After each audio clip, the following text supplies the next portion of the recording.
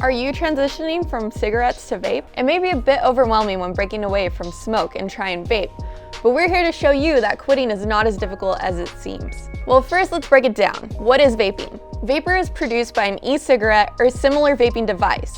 Aerosol, not smoke, is then created and inhaled. Before you start vaping, you're going to need the proper tools, such as a vape device and vape juice.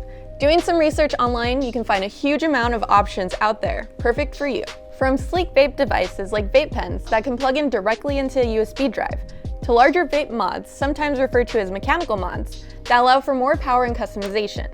There are differences between each. Much like looking for a device, sticking with a high-quality, well-known e-liquid manufacturer is always a safe bet.